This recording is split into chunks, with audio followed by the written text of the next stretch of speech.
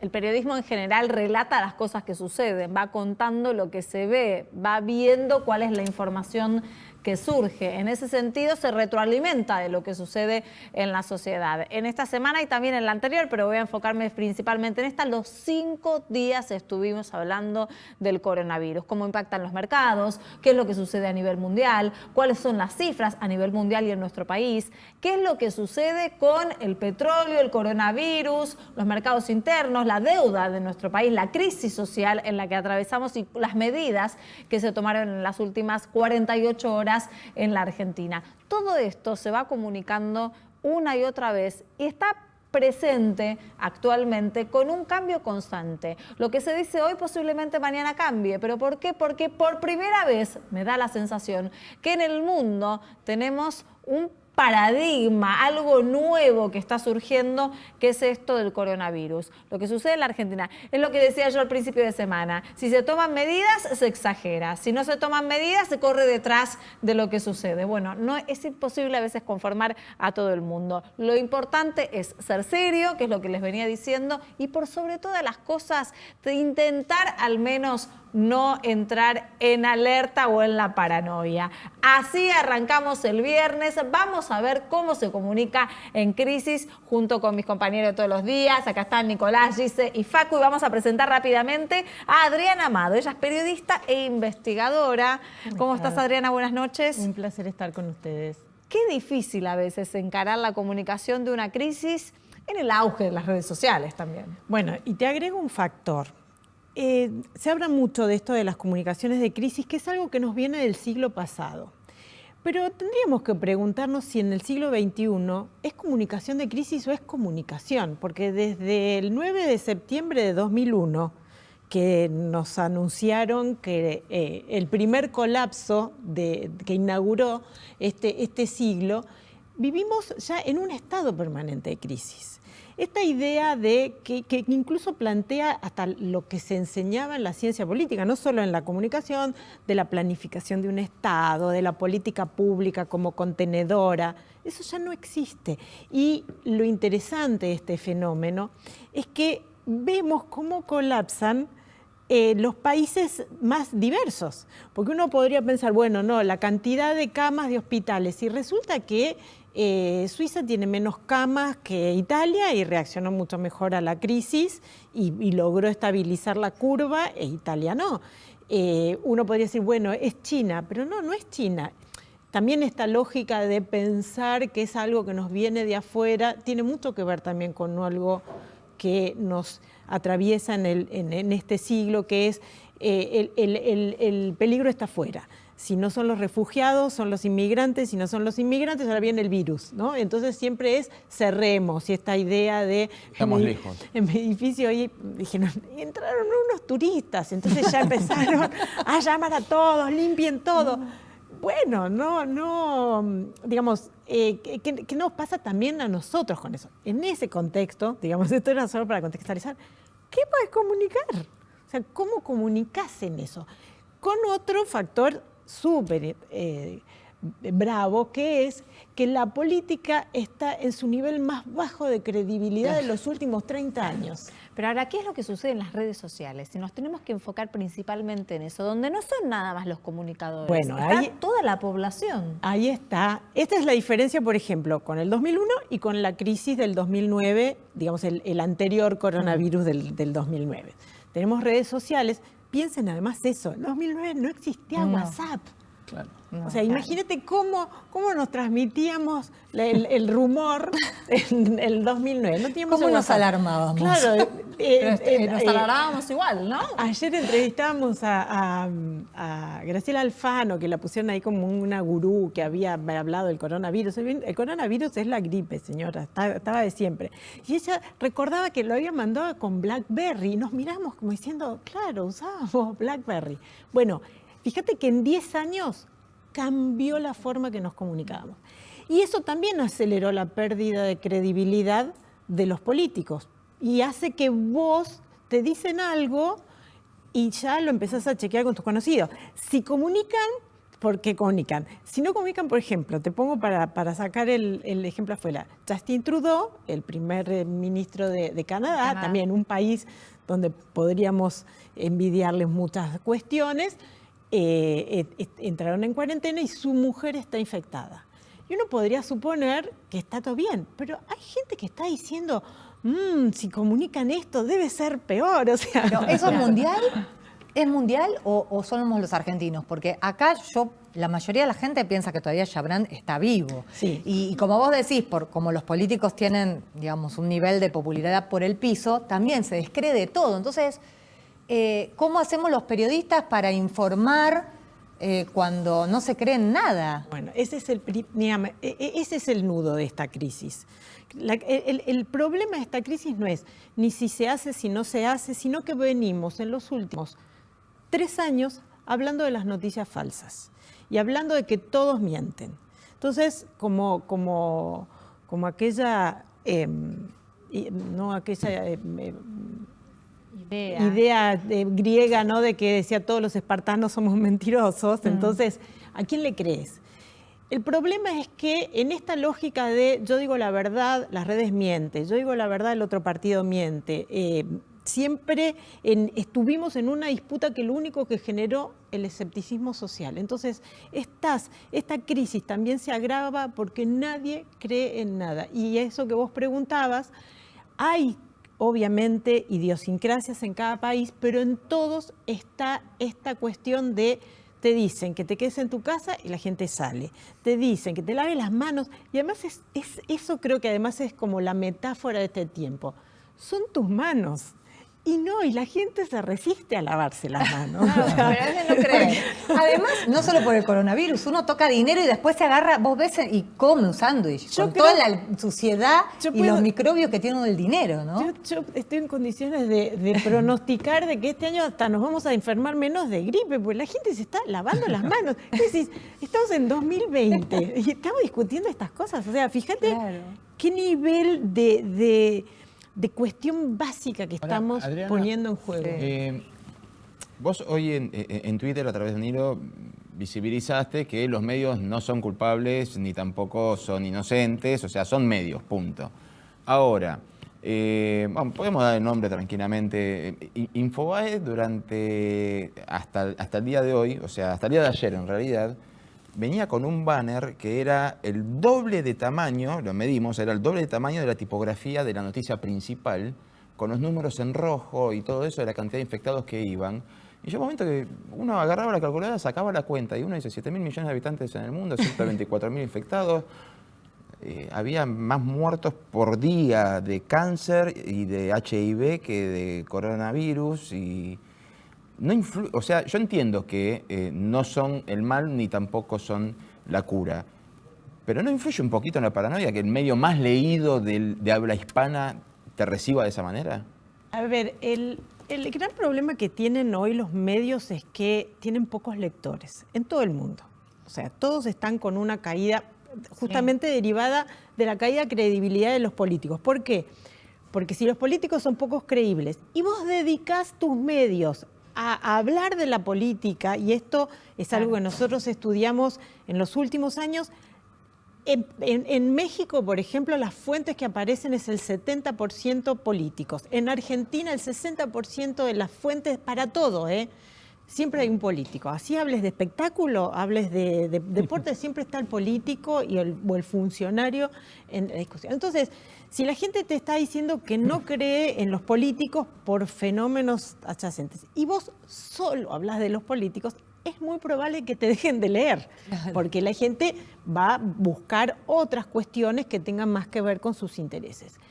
Entonces se armó como una especie de círculo cerrado en donde los políticos aparecen en los medios, se leen en los medios, los medios los entrevistan, entonces se leen entre sí. Entonces sí tienen influencia los medios en esa clase, que es la que toma las decisiones. Círculo rojo. Entonces es como que obviamente van a tener un impacto. Entonces es probable que hoy estén tomando medidas muchos políticos en función de esos titulares.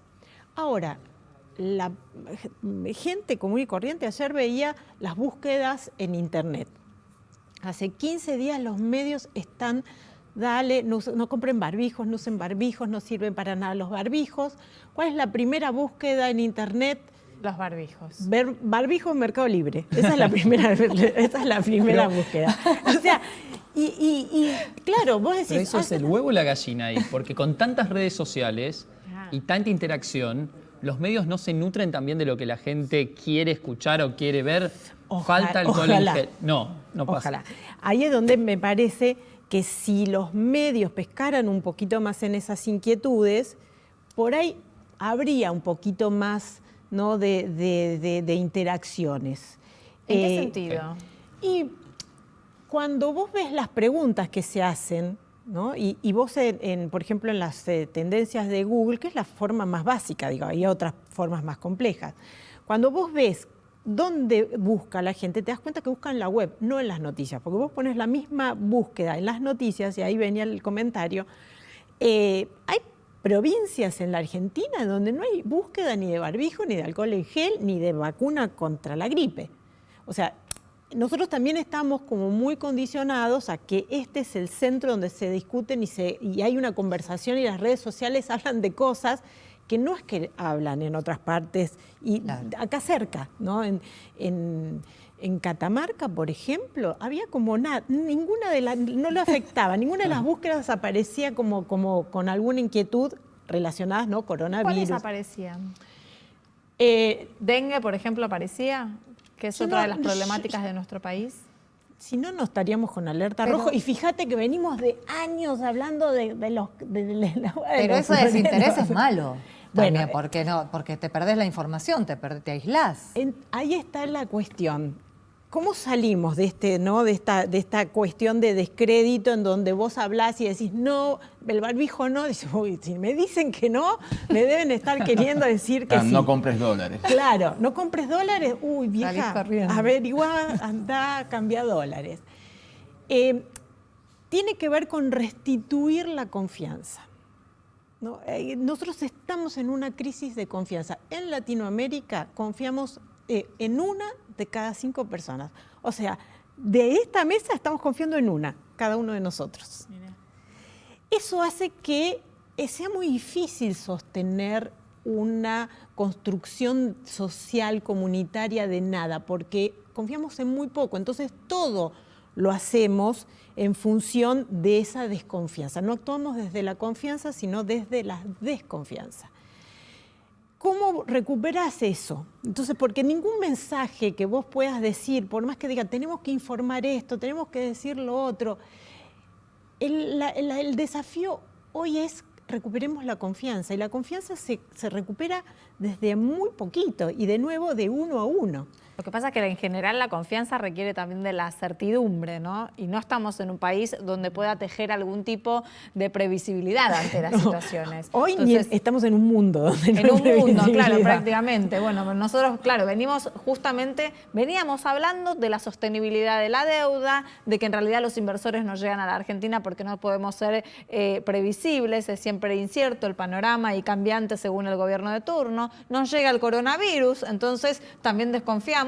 Y esto que mencionaba al principio, si toman muchas medidas, hay que exagerados. Y si no las toman, hay que improvisados. Bueno, también, volviendo a esta lógica de construir la confianza, ¿quiénes son los voceros más confiables en estas situaciones? ¿En quién crees? Entonces te encontrás que hay mucha gente como arriba, hablando y queriendo capitalizar, ¿no? Hasta dándote los consejos de qué tenés que hacer médicamente. Entonces tenés políticos dándote consejos médicos y médicos hablando en continuado en la televisión. Pero después vos salís a tu vida y te das cuenta que no sabemos si nos saludamos, si no nos saludamos, si qué hacemos, vamos en el subte o no vamos en el subte, con el agravante que, claro, tenés un amigo en Israel que te manda el colectivero que está desinfectando y vos decís, yo en el subte con suerte veo a alguien con una escoba en algún momento de la vida. Claro. No creo que el coronavirus se mate a escobazos. Claro. Entonces decís, ¿qué hacemos? Entonces, fíjate qué diferente es si yo tengo menos mensajes y más acciones concretas. Si yo digo, voy a hacer como una especie, aunque fuera una puesta en escena, pongo a todos los empleados del subte con escafandra y con spray, ¿no? Diciendo, no, que estamos matando virus. Es incomprobable. Claro. Pero ya tendrías como una certeza. Esto que vos decís, en la incertidumbre tenés que poner alguna certeza. Porque si no, entre el mensaje y lo que vos ves, solo hay contradicción. Y en la contradicción, vos agarrás y buscás en WhatsApp a quién le podés preguntar. Claro. A ver, van muchas preguntas, sí. Adriana, en ese sentido, digamos, comparado a las otras crisis, hoy las redes sociales lo único que generan es acelerar ese proceso de desconfianza. Porque desconfianza me parece que quizás siempre hubo, pero antes bajaba una línea el medio más visto y todos creían en lo que decía. Y eso cambió mucho en los últimos 15 años, en la Argentina al menos. Mira, ahí es donde esta crisis nos va a venir bien para desmentir ese gran mito, ¿no?, de que los medios te hacen cosas, te convencen y te hacen... Digo, gente, no convencemos de la gente que se lave las manos. Imagínate de mensajes más complejos, pero... Decíamos, no, los medios pusieron a Bolsonaro, las redes pusieron a Bolsonaro, las redes pusieron a Trump. Es muy difícil que los medios te hagan algo hace muchos años, y menos ahora, como vos bien decís, en donde vos cada mensaje lo chequeas por tu cuenta. Entonces, eso hace que, digamos, parte de estas crisis de credibilidad tienen que ver con esto, tienen que ver con esta incertidumbre total. Entonces, lo que se necesitan son muchas más acciones que mensajes. Tenemos que abandonar ese sistema del siglo pasado, de que yo lo digo en un mensaje y ya está, o lo menciono, ¿no? Lo nombro, que también está esa lógica de fetichismo, de si yo nombro femicidio, ya está, ya se curan los femicidios. No, se necesitan muchas más acciones que mensajes, y a veces fetichizar los mensajes hace que no tomemos las cuestiones que hay que tomar. Entonces decimos, listo, fui a una marcha contra el coronavirus. No es recomendable. Sí, todo mal. No, el tema es que todos los días te lavan las manos, sí. Hace 15 días, mientras el coronavirus era lo que estaba acabando con China y estaba haciendo desastres en Italia, acá estábamos hablando de la reforma jubilatoria. No, decíamos, es el verano, no pasa nada. Y estábamos hablando de la reforma jubilatoria y el escándalo en las redes y el punch en las redes era por la reforma jubilatoria. Hoy salió la reforma jubilatoria por un tubo y nadie habló del tema, ni siquiera estuvo entre las más leídas de ningún portal. ¿Qué explicación hay para eso? Es que quizás tampoco era importante la reforma jubilatoria en ese momento. Digo, era obviamente la discusión siempre va hacia lo más llamativo. Pero el coronavirus tapó todo. Es que ahí es donde nos ponemos frente a la fragilidad. O sea, si en ese momento era, ¿qué voy a cobrar cuando sea mayor? No voy a llegar a ser mayor, pero me va a agarrar el coronavirus. Entonces, como que te va comiendo la urgencia. Entonces, claro. O sea, ¿no podía ser peor? Sí. Y es muy probable que pueda hacerlo. Es decir, tampoco hemos llegado a lo peor que puede imaginarse. Y no porque quiera ser agorera, porque, digamos, la crisis está desajustando un montón de cuestiones que tenían que ver con economías locales. Creo que la metáfora del coronavirus y de estos efectos que digo, todavía no llegamos a pensarlo, es esa imagen de Tailandia con los monos hambrientos porque no tenían turistas. Y uno, digamos, ante una imagen tan casi apocalíptica, en donde solo falta el turista, o sea, falta como un eslabón de esa cadena y se desarmó todo, ¿no? Entonces, creo que también... quizás para los medios sería interesante decir, bueno, listo, ya nos dijeron que teníamos que lavarnos las manos, ahora empecemos a pensar en otras, digamos, en cómo seguimos y en cómo nos vamos a organizar en este mundo que viene. Ahora, según los estudios que vos haces, ¿no? Esta investigación de mercado de qué le importa a la gente, ¿qué le importa al argentino? Mira, tiene mucho que ver con cuestiones de vida cotidiana. Y esto no es solamente en Argentina. Está pasando en las noticias en todo el mundo. También nosotros veníamos con un sistema en donde la noticia era la actualidad nacional, lo que era para todos. En un mundo fragmentado, en un mundo en donde la comunidad es digamos, el núcleo social, ya no la familia, sino tu microcomunidad en distintas cuestiones, claro, es difícil pensar en un gran tema para todos. Entonces aparece esto que es, bueno, trabajo con pequeños grupos, con segmentación, que es posible. Hoy la tecnología te permite, en vez de imprimir un solo diario con X cantidad de noticias, podés trabajar por comunidades. Ahora, ¿qué nos está faltando? Para eso tenemos que escuchar las comunidades. Porque una cosa era hacer la noticia, cuando vos ibas a una conferencia de prensa, decían, estos son los temas de la actualidad nacional y de esto tendremos que analizar, a cuando vos tenés un montón de gentes en donde cada una de las noticias se te desagregan en pequeñas noticias. Entonces quizás ya no vamos a tener esos grandes periodistas generalistas, sino vamos a tener referentes que a veces no vienen del periodismo, pero que son especialistas en un tema y que son buenos comunicadores.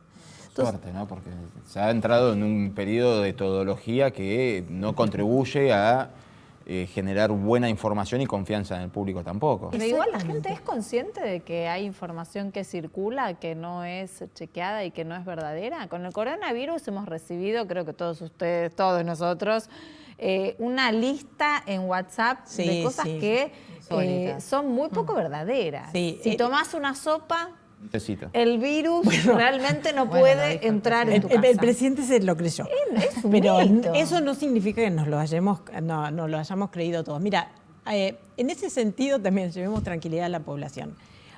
Se hicieron muchísimos estudios este último tiempo acerca de la credibilidad de las fake news y de las redes sociales y de las campañas políticas. La investigación que se hace en Europa y en Estados Unidos y en China son hoy los que están más investigando, son súper serias en comunicación. Ninguna ha encontrado una evidencia de, no un grado de credibilidad, 1%. Hay un estudio muy interesante que se publicó en la revista Science que tomó los 46 estudios más importantes que se hicieron sobre la campaña de 2016 acerca de la efectividad de las distintas campañas, tanto a nivel nacional como a nivel estadual. ¿Cuál es el porcentaje de gente que creyó en un aviso publicitario o en una fake news? 0.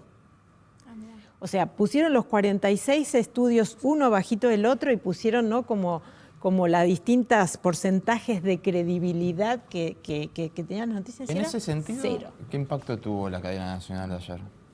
0. Cero. Bueno. Pero O sea, en el sentido ¿pero por qué? Porque no se dijo nada nuevo. Pero los argentinos, no sé si lo mediste esto, o por las redes, ¿qué creen sobre el coronavirus? ¿Que se viene el fin del mundo y es la hecatombe o que es una gripe más y va a pasar? No hay, y ahí también tenés... Depende de la generación que le preguntes también. Tenés la generación, tenés el grupo. De hecho, hay gente que vos te das cuenta que dice, esto es una mentira, están los conspiranoicos. Sí, los que un invento de China, de arma química. Incluso gente con, digamos, referentes de opinión que están hablando ya de la conspiración mundial. Y ahí es donde nos encontramos en que es... digamos, nos es muy difícil conseguir comportamientos homogéneos, porque fracturaste, o sea, y acá también hay como una justicia poética, si querés. O sea, aquellos que se pasaron años diciendo no hay que creerle a los medios, ahora que necesita que la gente crea en algo, no creen nada. Claro. El kirchnerismo, Claro. quiere decir.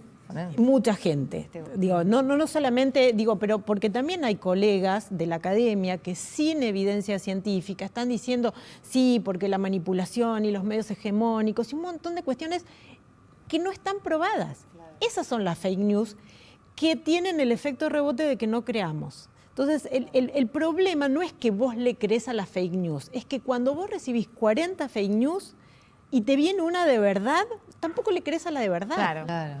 O sea, Bueno. el problema no es la manipulación, Sino sino el el sistema. escepticismo generalizado. Eso también es un efecto de opinión pública, se llama escepticismo generalizado, aquello cuando no creemos en nada.